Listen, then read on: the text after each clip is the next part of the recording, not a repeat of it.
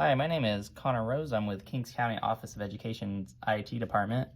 I'm here to show you how to use your KingsNet Mi-Fi and how to troubleshoot it if you're having issues with it at home. So first thing I'd like to go over is what we have here. We have the unit, the battery, and the back. So in the unit, we have our SIM card, and the SIM card you cannot remove. If you remove it, it's not going to work, so just leave that alone. And if you look right here, we have a reset button. If you press that, that resets the device, and that could cause your device not to work anymore because it will reset it back to the factory default. So now you have your battery. You want to make sure that the connector end meet up with this connector end when you plug it in, and you should be able to turn it on, and your light will turn red, and then it'll flash between blue and red, and we'll let that power up. And so another important thing is to make sure you use the charger that was given with your device. And what you do, you just plug that into electricity. You have your charger port on the side here. It uses a micro USB. Plug it in, and you should get a red light. And if it's fully charged, you should get a yellow light.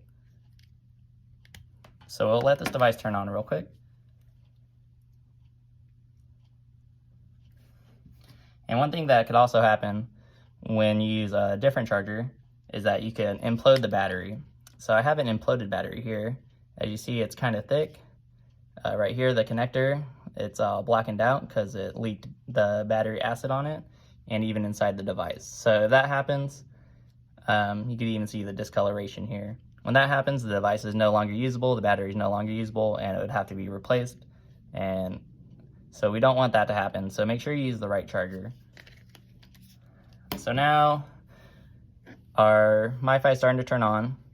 We have our power, which is green. We have our LTE, which is your signal and how you get the internet. We have the Wi-Fi, which is what you use to connect to it. And we have this WPS, which is a shortcut, which we don't use on these devices.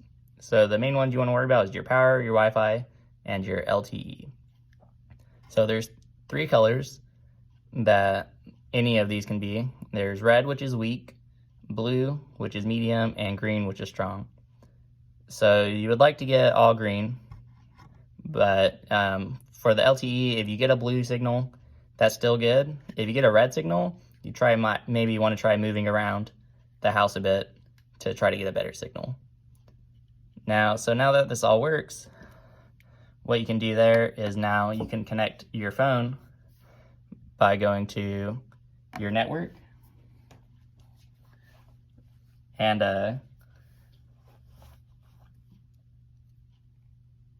let's see. So you want to go to your settings and open up your settings. Scroll down to connections. Make sure your Wi-Fi turns on. And then you should be able to find your device within your Wi-Fi. As you see, my phone is now connecting to the KCOE Wi-Fi. That's how you know you're connected. So sometimes, to power off the device, you have your power button on the bottom here. You just click and hold that for about 10 seconds, and the device will turn off.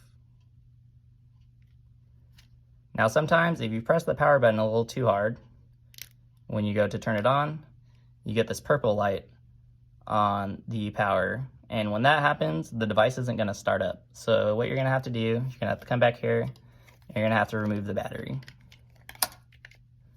And you're going to want to give it some time, because if you put the battery back in immediately, it'll try to start up again. So give it about 5 to 10 seconds, plug it back in, and then lightly press the power button, and your device will start to start. Now, that about covers everything for the KingsNet Mi-Fi. If you continue to have problems or you're unable to get it working, please contact your school district and they will be able to help you. Thank you.